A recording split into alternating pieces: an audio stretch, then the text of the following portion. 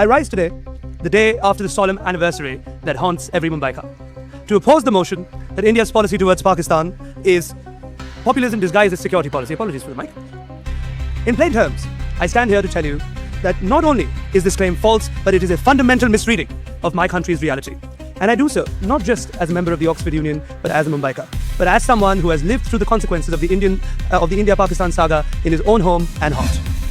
As a child, I learned too early that security is not an abstract policy issue.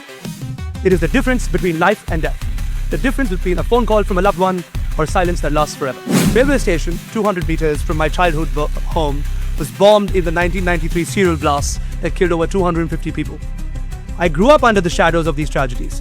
So when someone claims that India's tough stance towards Pakistan is merely populism masquerading as security policy, you might understand why I bristle. It sounds like someone telling you that the locks on your doors are just for show, not because there are robberies in the neighborhood. The motion asserts that India's policy towards Pakistan is populism disguised as security policy. In other words, that India cynically fashions its Pakistan strategy just to win votes or applause rather than to genuinely protect itself. As the first speaker of the opposition, I reject this wholeheartedly.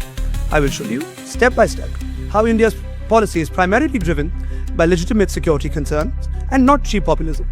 And in doing so, I shall also flip the mirror to our friends, because if any nation has suffered from the leaders who wrap themselves in the flag for popularity, it isn't India, it is Pakistan. If the proposition is true, if the Indian security policy is just populism, then crises should corroborate with the elections. The bomb should go off when the polls open. And in March 1993, REX explosives ripped through Plaza Cinema. It was a part of a coordinated series of 12 blasts that turned my city into a morgue. 257 people died. I was not born there, but I grew up with the crater it left in our psyche. Now ask yourself, was there an election in March 1993? No. That election was 3 years away. Was the government looking for a populist distraction? No. The government was weak. The economy was opening up and we were desperate for stability. Terror did not come because we needed a vote. It came because Dawood and the ISI wanted to fracture India's financial spine. That was not populism. That was an act of war. What would a populist government do after 2611? The public rage was nuclear. I remember it. We wanted blood. We wanted the Air Force to flatten the training camps in Mudarke. A populist leader would have just launched the jets to win the next election. But the government of the day, the Congress party, chose strategic restraint. They chose diplomacy. They chose to send dossiers. They appealed to the international community. They appealed to you. Did it work?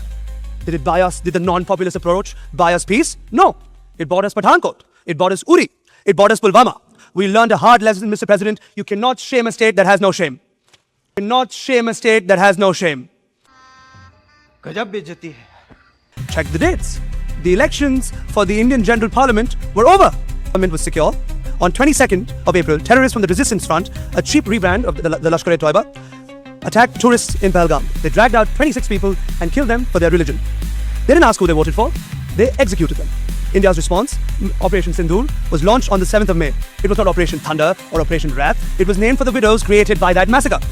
It was a surgical dismantling of 9 launch pads. We degraded radar systems in Lahore. We punished the perpetrators. And then what? We stopped. Re-established deterrent and went back to work. That is not populism. That is professionalism. The proposition confuses popular with populist. Yes, Mr. President, defending your citizens from being murdered is popular. Providing clean water is popular. Keeping the railways safe is popular. That does not make it a trick. Populism is promising easy answers to complex problems. Security is doing the hard, expensive, dangerous work of ensuring that a child in Dadar can go to the cinema without being blown up. When India launched Operation Sindoor, how did Pakistan respond? Did it fix its security gaps? No. Operation Bunyan al-Masoos was launched. The solid cemented wall, a Quranic reference, designed not for tactical efficacy, but for religious mobilization. You launched missiles at our bases in Udhampur, had them shot down, had 11 bases struck, and achieved at best a tactical stalemate. And then, after all of that, what do? You release a music video.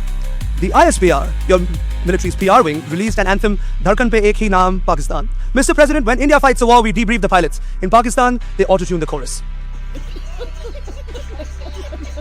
You held victory rallies on the 16th of May. You declared a national holiday. Why? Because you cannot give your people bread, so you must give them the circus. You cannot fix the price of flowers, so you fixate on the Indian threat. You need the enemy of the gate. Without the Indian monster, your own people may turn around and ask why generals own Papa John's franchises while the country defaults on its loans. That is populism. क्या बात है sir, क्या बात है sir, क्या बात, ये बात है.